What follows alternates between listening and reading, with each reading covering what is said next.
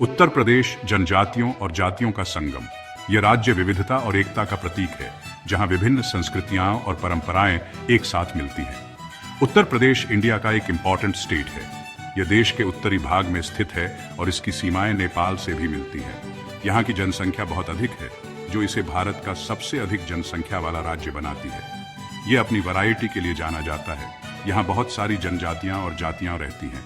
हर जनजाति और जाति की अपनी अनूठी पहचान है, जो उनके पहनावे, भाषा और रीति रिवाजों में झलकती है। यहाँ के बाजारों में आपको विभिन्न प्रकार के लोग मिलेंगे, जो अपनी संस्कृति और परंपराओं को जीवित रखते हैं। इनकी अपनी कल्चर, परंपराएं और लाइफस्टाइल है। यहाँ के लोग अपने त्योहारों और उत्सवों को बड़े धूमधाम से मनाते हैं। हर जनजाति का अपना एक विशेष नृत्य और संगीत होता है, जो उनकी सांस्कृतिक धरोहर को दर्शाता है। यहाँ के हस्तशिल्प और कलाकृतियाँ भी बहुत प्रसिद्ध हैं, जो उनकी कला और कौशल को दर्शाती है। यह वैरायटी उत्तर प्रदेश को स्पेशल बनाती है। यहाँ के लोग अपने विभिन्नता में एकता का उदाहरण प्रस्तुत करते हैं। चाहे वह होली का रंग हो या दिवाली की रोशनी, यहाँ के लोग हर त्योहार को मिलजुल कर मनाते हैं। यह राज्य अपने सांस्कृतिक धरोहर और परंपराओं के लिए जाना जाता है। यह राज्य गंगा, यमुना जैसी पवित्र नदियों के किनारे बसा है। ये नदियाँ न केवल धार्मिक महत्व रखती हैं, बल्कि यहाँ की कृषि और जीवन शैली में भी महत्वपूर्ण भूमिका निभाती हैं। गंगा और यमुना के किनारे बसे शहर और गांव अपनी प्राकृतिक सुंदरता और सांस्कृतिक धरोहर के लिए प्रसिद्ध है। यहाँ की जमीन उपजाऊ है। यहाँ के किसान मेहनत और लगन से खेती करते हैं, जिससे यहाँ की कृषि उत्पादकता बहुत अधिक है। यहाँ की फसलें पूरे देश में प्रसिद्ध हैं और यहाँ के किसान अपनी मेहनत और समर्पण के लिए जाने जाते हैं। यहाँ के लोग मेहनती और सरल स्वभाव के होते हैं। यहाँ के गांवों में लोग एक दूसरे की मदद करते हैं और मिलजुल कर रहते हैं। यहाँ की ग्रामीण जीवन शैली बहुत ही सादगीपूर्ण और शांतिपूर्ण है, जो यहाँ के लोगों की सरलता और मेहनत को दर्शाती है। उत्तर प्रदेश का इतिहास गौरवशाली रहा है। यहाँ के ऐतिहासिक स्मारक और स्थल इस राज्य की समृद्ध सांस्कृतिक और ऐतिहासिक धरोहर को दर्शाते हैं। यहाँ के किले, महल और मंदिर इस राज्य की प्राचीन वास्तुकला और इतिहास की गवाही देते हैं। यहाँ के लोग अपने इतिहास पर गर्व करते हैं और इसे संजो कर रखते हैं। थारू जनजाति उत्तर प्रदेश के तराई एरिया में पाई जाती है। यह जनजाति अपनी अनूठी संस्कृति और परंपराओं के लिए जानी जाती है। थारू लोग सदियों से इस क्षेत्र में निवास कर रहे हैं और उनकी जीवन शैली प्रकृति के साथ गहरे संबंधों को दर्शाती है। यह एरिया नेपाल की सीमा से लगा हुआ है। नेपाल की सीमा के पास होने के कारण थारू जनजाति की संस्कृति में नेपाल की भी झलक मिलती है। इस क्षेत्र की भौगोलिक स्थिति और जलवायु थारू लोगों के जीवन पर गहरा प्रभाव डालती है। थारू लोग नेचर लवर होते हैं। वे अपने आसपास की प्रकृति का सम्मान करते हैं और उसे संरक्षित करने के लिए विभिन्न उपाय अपनाते हैं। थारू जनजाति के लोग खेतीबाड़ी और पशुपालन में भी निपुण होते हैं, जो उनकी आजीविका का मुख्य साधन है। वे जंगलों के पास रहना पसंद करते हैं। जंगल उनके लिए न केवल एक आवास है, बल्कि उनकी संस्कृति और परंपराओं का भी एक महत्वपूर्ण हिस्सा है। थारू लोग जंगलों से औषधीय पौधे और अन्य संसाधन प्राप्त करते हैं, जो उनके दैनिक जीवन में उपयोगी होते हैं। थारू लोग अपनी लैंग्वेज और कल्चर को संजोए हुए हैं।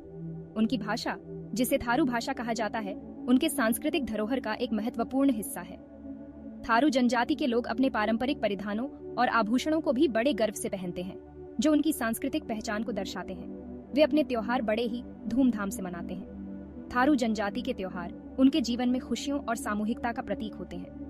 इन त्योहारों के दौरान वे पारंपरिक नृत्य और संगीत का प्रदर्शन करते हैं, जो उनकी सांस्कृतिक धरोहर को जीवित रखता है। थारू जनजाति की यह विशेषता उन्हें अन्य जनजातियों से अलग बनाती है। भोक्सा जनजाति उत्तर प्रदेश के पहाड़ी एरियाज में रहती है। ये जनजाति अपनी सादगी और ईमानदारी के लिए जानी जाती है। भोक्सा जनजाति में एजुकेशन का प्रसार तेजी से हो रहा है। वे अब एजुकेशन का महत्व समझने लगे हैं। वे अपने बच्चों को स्कूल भेजते हैं। माहीगीर जनजाति का इतिहास बहुत पुराना है। वे मछली पकड़ने में माहिर होते हैं। वे नदियों और तालाबों के किनारे रहते हैं। माहीगीर जनजाति का जिक्र एंशिएंट बुक्स में भी मिलता है। #5 खरवार जनजाति। शिकार की प्राचीन परंपरा खरवार जनजाति शिकार करने में माहिर होती है। वे जंगलों में रहते हैं और जंगली जानवरों का शिकार करते हैं। खरवार जनजाति की अपनी एक अलग पहचान है। वे नेचर के साथ तालमेल बिठाकर लाइफ जीते हैं। #6 जौनसारी और बैगा जनजाति। प्रकृति के रक्षक जौनसारी और बैगा जनजातियां उत्तर प्रदेश के पहाड़ी एरियाज में पाई जाती हैं। ये जनजातियां अपने अनूठे जीवन शैली और संस्कृति के लिए जानी जाती हैं। पहाड़ों की गोद में बसे ये लोग प्रकृति के साथ एक गहरा संबंध रखते हैं। उनके जीवन का हर पहलू प्रकृति से जुड़ा हुआ है। वे अपने पारंपरिक ज्ञान और रीति रिवाजों के माध्यम से पर्यावरण की रक्षा करते हैं। वे जंगलों के रक्षक माने जाते हैं। उनके लिए जंगल केवल एक संसाधन नहीं बल्कि जीवन का आधार है। वे जंगलों की रक्षा के लिए अपने पारंपरिक ज्ञान का उपयोग करते हैं। उनके पास वनस्पतियों और जीवों के बारे में गहरा ज्ञान है जिसे वे पीढ़ी दर पीढ़ी संजोते आ रहे हैं। उनके लिए जंगलों की रक्षा करना एक धार्मिक कर्तव्य है। वे जंगलों की रक्षा करते हैं और वहाँ के पेड़ पौधों की पूजा करते हैं। उनके धार्मिक अनुष्ठानों में पेड़ों और पौधों का महत्वपूर्ण स्थान है। वे मानते हैं कि पेड़ पौधे उनके पूर्वजों की आत्माओं का निवास स्थान है, इसलिए वे पेड़ों की कटाई से बचते हैं और नए पेड़ लगाने के लिए विशेष अनुष्ठान करते हैं। उनके धार्मिक अनुष्ठानों में पेड़ों और पौधों का महत्वपूर्ण स्थान है। जौनसारी और बैगा जनजातियां अपनी आर्ट और कल्चर के लिए भी फेमस हैं। उनकी कला और संस्कृति में प्रकृति का गहरा प्रभाव दिखाई देता है।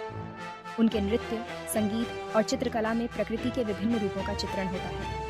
वे अपने पारंपरिक त्योहारों और उत्सवों के माध्यम से अपनी संस्कृति को जीवित रखते हैं। उनके पारंपरिक नृत्य और संगीत में प्रकृति के साथ उनके गहरे संबंध की झलक मिलती है। उनके त्योहारों में प्रकृति की पूजा और संरक्षण का संदेश निहित होता है। इस प्रकार जौनसारी और बैगा जनजातियां न केवल अपनी संस्कृति को संजोए हुए हैं बल्कि पर्यावरण की रक्षा में भी महत्वपूर्ण भूमिका निभा रही हैं। #7 चेरो जनजाति उप विभाजनों का इतिहास। चेरो जनजाति के कई उप विभाजन हैं। इनमें इम्पोर्टेंट हैं पहाड़ी चेरो, मैदानी चेरो और सोनभद्र चेरो। हर उप विभाजन की अपनी अलग लैंग्वेज और परंपराएं हैं। चेरो जनजाति का इतिहास वीर गाथाओं से भरा हुआ है। सहरिया जनजाति में परिवार का बहुत महत्व होता है। वे जॉइंट फैमिली में रहते हैं, बड़े बुजुर्गों का सम्मान करते हैं। सहरिया जनजाति की अपनी यूनिक परंपराएं हैं। वे इन्हें पीढ़ी दर पीढ़ी आगे बढ़ाते हैं। राजी जनजाति अपनी कला और संस्कृति के लिए जानी जाती है। वे सुंदर आभूषण बनाते हैं। राजी महिलाएं चांदी के गहने पहनती हैं। इन गहनों में कलाकारी देखते ही बनती है। उत्तर प्रदेश में अगरिया, घसिया, कोल और पटारी जैसी कई और जनजातियां भी रहती हैं। इन जनजातियों की अपनी अलग लैंग्वेज, कल्चर और परंपराएं हैं। ये जनजातियां उत्तर प्रदेश की वैरायटी में चार चांद लगाती हैं। 2011 की जनगणना के अनुसार उत्तर प्रदेश में अनुसूचित जनजातियों की पॉपुलेशन लगभग 11 लाख है। यह राज्य की कुल पॉपुलेशन का लगभग 0.6% है। अनुसूचित जातियों की पॉपुलेशन उत्तर प्रदेश में काफी ज्यादा है। अनुसूचित जातियां इंडिया में सामाजिक और आर्थिक रूप से पिछड़ी हुई हैं। उत्तर प्रदेश में भी अनुसूचित जातियों की स्थिति खराब है। सरकार इनके लिए कई योजनाएं चला रही है।